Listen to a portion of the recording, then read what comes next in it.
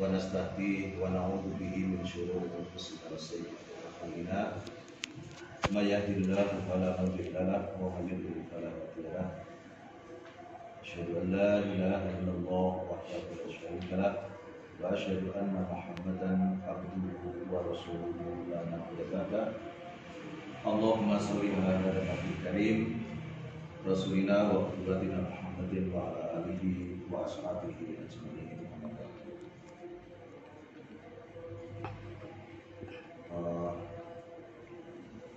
Mari terlebih dahulu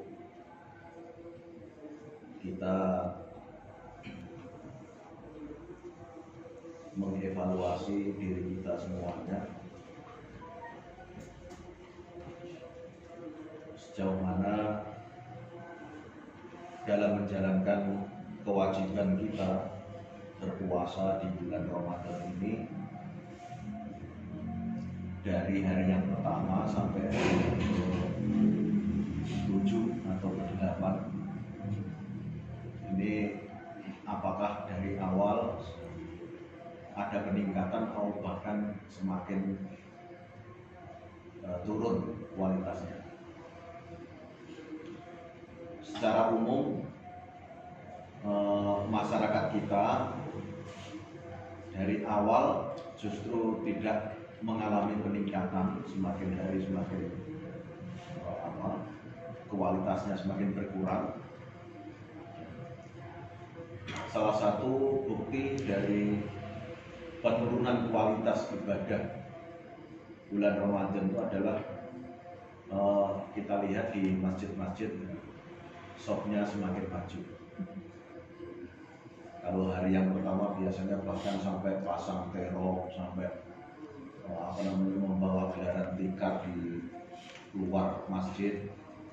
Namun setelah 3 atau 4 hari berikutnya sudah mengalami penyusutan jumlah, atau bahkan individu-individu kita juga mengalami hal yang sama. Mungkin dari awal kita masih semangat untuk bangun, kemudian sahur. Pada berikutnya kadang-kadang terhinggapi oleh rasa kurang bersemangat, rasa lelah, rasa capek. Dan alhamdulillah kita itu sebenarnya sudah diingatkan, diberi talqiro, paling tidak sebenarnya oleh keluarga kita masing-masing, saling mengingatkan bagaimana agar tetap menjaga ritme ibadah kita di bulan Ramadan. Mudah-mudahan melalui pertemuan pada malam ini menjadikan stimulus bagi kita semuanya untuk mengevaluasi, kemudian berikutnya mengembalikan ritme ibadah kita kepada seperti awal kita berpuasa. Sudah tidak bisa dipungkiri, kita coba lihat saja nanti ketika semakin habis puasa kita, maka jamaahnya juga semakin habis. Semangat kita juga semakin habis. Tetapi paling tidak kita kalau sudah mengetahui itu terjadi pada diri kita, maka kita yang masuk di dalam sebuah tatanan masyarakat yang bernama keluarga hendaknya saling mengingatkan. Tawasau bil haqqi wa tawasau bis sabr.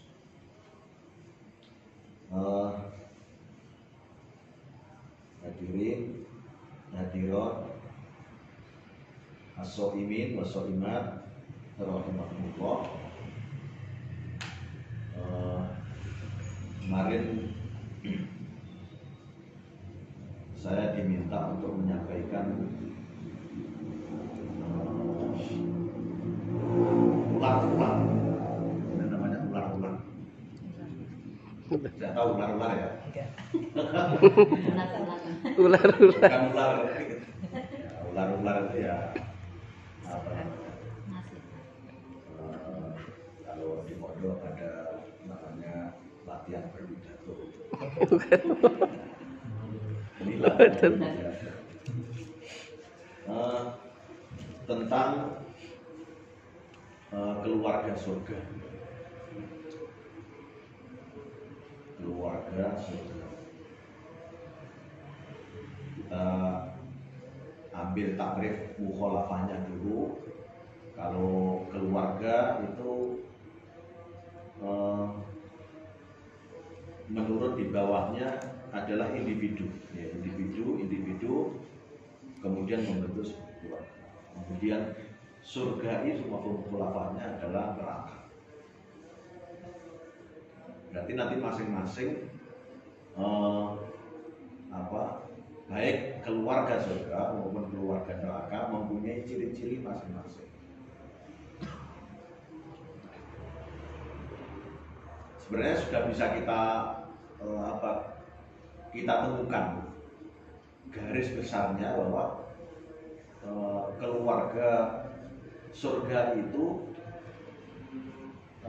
kita merunut kepada keluarga Yasir. Keluarga Yasir barangkali ini sudah diceritakan banyak di sekolah oleh ustadzah atau di kelas-kelas di pondok, di dalam sejarah, kisah-kisah yang menginspirasi kita itu ada di antara kisah itu adalah kisah keluarga Yasir. Keluarga Yasir yang terdiri dari Yasir, kemudian Sumayyah, kemudian Ammar. Kenapa ini mendasari sebuah gambaran tentang keluarga surga? Surga itu bisa didatangkan pada sebuah keluarga baik melalui anak, atau melalui ibu, atau melalui bapak. Kebetulan keluarga surga di keluarganya Yasir itu memang didahului oleh kebajikan seorang anak.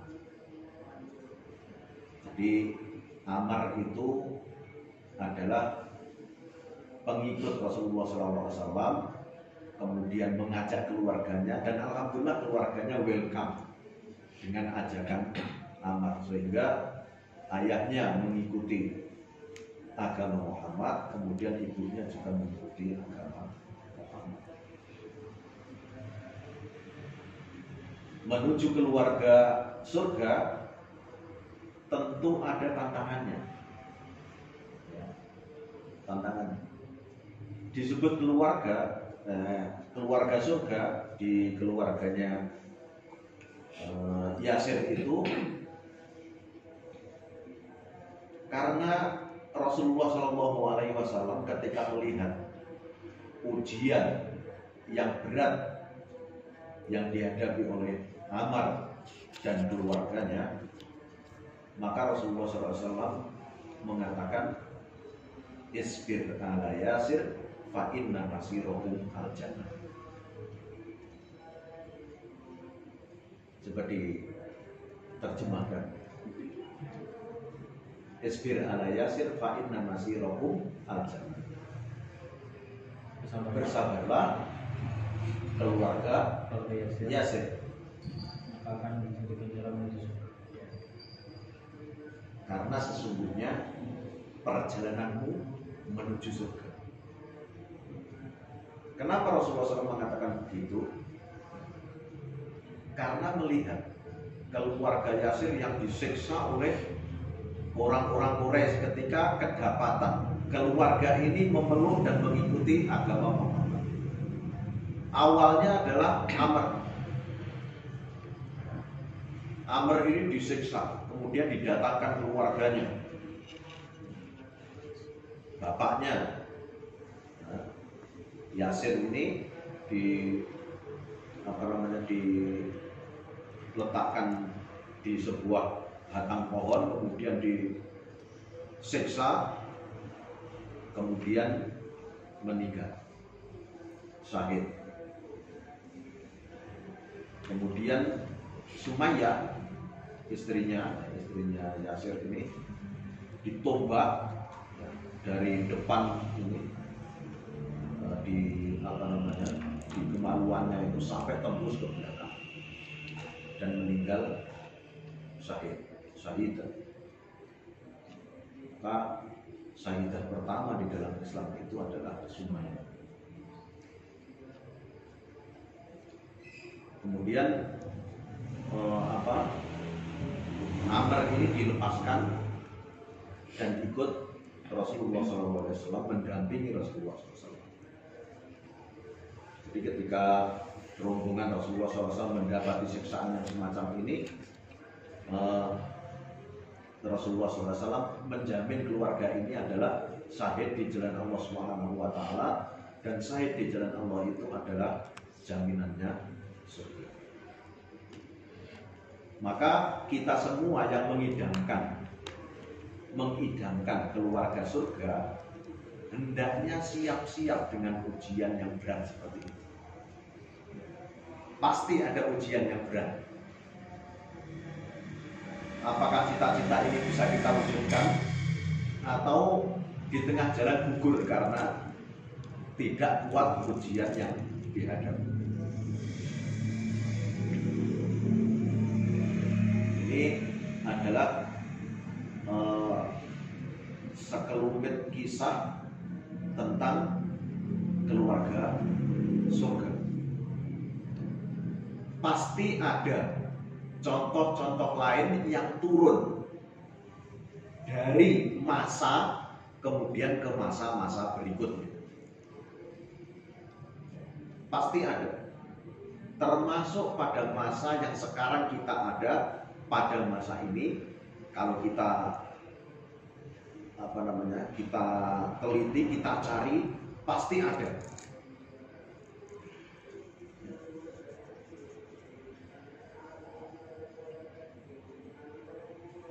Sebelum itu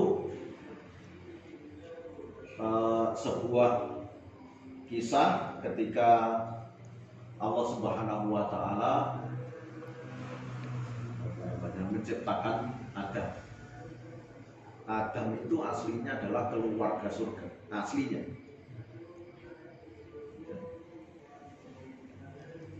Allah Subhanahu wa Ta'ala berfirman dalam Al-Baqarah,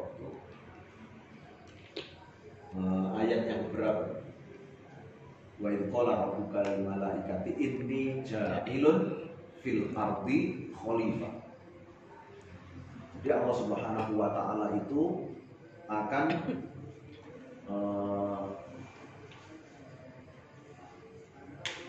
membuat atau menjadikan pemakmur bumi. Jadi Allah Subhanahu wa Ta'ala menciptakan langit, bumi, kemudian siapa nanti yang memakmurkan? Maka Allah Subhanahu wa Ta'ala menyebutkan inni ja'ilun fil ardi khalifah. Saya akan membuat di muka bumi seorang khalifah, pemakmur di muka bumi. Sebelum dijadikannya khalifah, pemakmur bumi ini, ada makhluk lain yang namanya malaikat.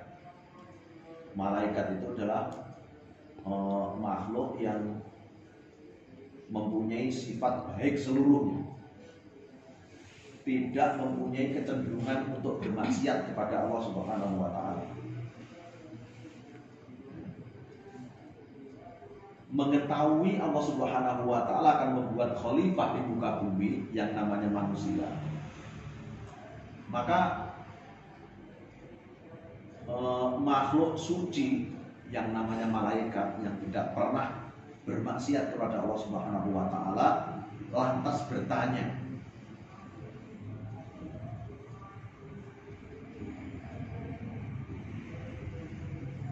apakah engkau menciptakan manusia yang akan berbuat kerusakan di bumi dan akan menumpahkan darah?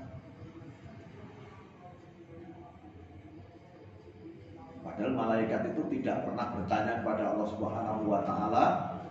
Dia hanya menjalankan perintah Allah Subhanahu wa taala, tidak bertanya. Dan kali ini insting malaikat itu terhadap manusia, oh ini makhluk yang akan berbuat kerusakan. Kemudian menanyakan kepada Allah Subhanahu wa taala, apakah engkau akan menjadikan manusia atau makhluk bumi yang akan berbuat kerusakan dan menumpahkan darah?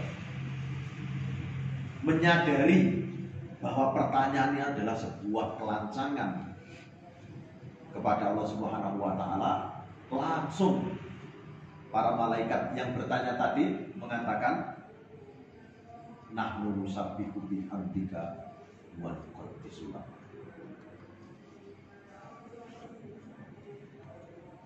Kami selalu bertasbih kepadamu dan selalu mensucikanmu. Jadi merasa bersalah atas pertanyaan dan yang dilontarkan kepada Allah Subhanahu wa taala. Jadi hanya sebatas pertanyaan, kemudian tidak menunggu waktu lama, dia mengevaluasi diri. Ternyata pertanyaan itu adalah sebuah pembangkangan kepada Allah Subhanahu wa taala.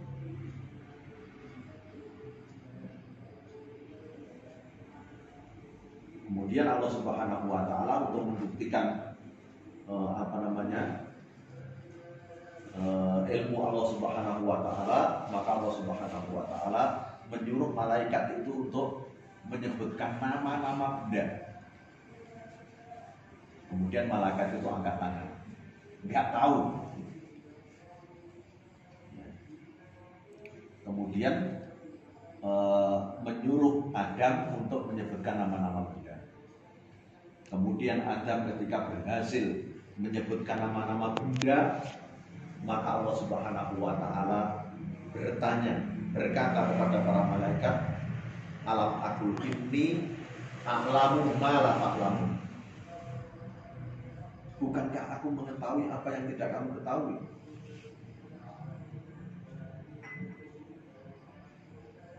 Maka ketika tidak terbukti praduga, dugaan malaikat kalau nanti khalifah di bumi itu akan membuat kerusakan, menumpahkan darah, dan tidak terbukti, ternyata Adam mampu menyebutkan benda-benda yang tidak bisa disebutkan oleh malaikat. Akhirnya Allah Subhanahu wa taala atas kesalahan para malaikat itu menyuruh seluruh penghuni surga untuk sujud kepada Adam. Sujudnya ini adalah bukan sujud penghambaan, namun penghormatan. Bukan penghambaan tetapi penghormatan. Ini ayat ini banyak dipelintir oleh orientalis. Buktinya Allah SWT menyuruh sujud kepada Adam itu adalah suruh menyembah, bukan. Itu adalah bentuk penghormatan. Kemudian para malaikat itu yang menyadari bahwa ini adalah perintah untuk sujud penghormatan kepada Adam, lantas langsung para malaikat itu sujud, kecuali penghuni surga satu, yaitu iblis. Iblis Padahal iblis itu awalnya adalah penghuni surga. Sama dengan malaikat makhluk Allah Subhanahu wa taala yang selalu taat kepada Allah Subhanahu wa taala. Namun ketika disuruh menghormat kepada Adam, iblis menolak. Dia mengatakan saya ini dari api, sedang dia dari tanah. Api itu lebih terhormat dari tanah, katanya. Kata iblis. Kemudian ketika iblis tidak mau sujud, para malaikat sujud, iblis tidak sujud, maka Allah Subhanahu wa taala menyuruh siapa? Adam untuk uskun anta wa zaujukal jannah. Berdiamlah kamu dan istrimu di surga. Kemudian menyuruh iblis keluar dari surga. Mulailah Adam dan Hawa yang sudah menjadi sebuah keluarga surga, menikmati apa yang ada di dalam surga. Uskun anta wa zaujukal jannah wala taqrabah hadhihi syajarah. Hanya satu permintaan Allah Subhanahu wa taala, jangan sekali-kali kamu berdua mendekati pohon ini. Silakan kamu hidup di surga, nikmati apa saja yang ada di surga. Satu permohonan saya, permintaan saya, jangan kamu dekati pohon ini. Kalau kita sering mendengarnya bahwa pohon itu disebut pohon Syajaratul Khuldi. Khuld itu artinya kekal, pohon kekal. Kemudian ketika setan ini sudah diusir oleh Allah Subhanahu wa taala keluar dari surga, dia memproklamirkan diri bahwa ia adalah musuh abadi manusia. Karena sudah merasa diusir, kemudian dia memproklamirkan diri bahwa dia adalah musuh abadi manusia. Dan Adam tahu bahwa setan yang diusir itu adalah musuh abadinya. Kita tahu bahwa ada sebuah filsafat ungkapan bahwa berhusnudon kepada musuh itu haram. Berhusnudon kepada musuh itu adalah haram. Artinya bersuudon kepada musuh itu adalah wajib. Ini harus diwaspadai. Ya. Musuh itu kalau kita bersuudon itu hukumnya wajib. Ini harus dicamkan betul. Sampai manusia surga pun ketika digoda oleh syaitan yang ia adalah merupakan musuh abadinya, ujian besarnya ternyata Adam yang sudah menjadi penghuni surga pun bisa dikeluarkan oleh iblis ini. Ya. Bagaimana caranya? Ini pohon apa? Adam. Khuldi. Apa artinya? Pohon kekal. Berarti kalau kamu pengen kekal, makan pohon ini, dekati dia. Kalau kamu pengen kekal. Kenapa Allah melarangmu untuk mendekati pohon ini? Karena Allah tidak menginginkan kamu kekal di dalam surga. Kalau kamu pengen kekal, dekati. Nah ini frame penghuni surga ini mestinya tidak berubah. Setan itu adalah musuh abadinya. Dia akan berbuat apa saja untuk mencelakai manusia. Kalau diakal-akal, menurut akal, ini benar kata-kata iblis ini. Oh iya ya, kalau saya ingin kekal di dalam surga, Ya sudah, tak dekati saja. Kemudian keduanya mendekati pohon ini, kemudian Allah Subhanahu wa taala fabadat lahuma sawatuhuma wa tafiqa yaksifani alaihima min warqil jannah. Seorang yang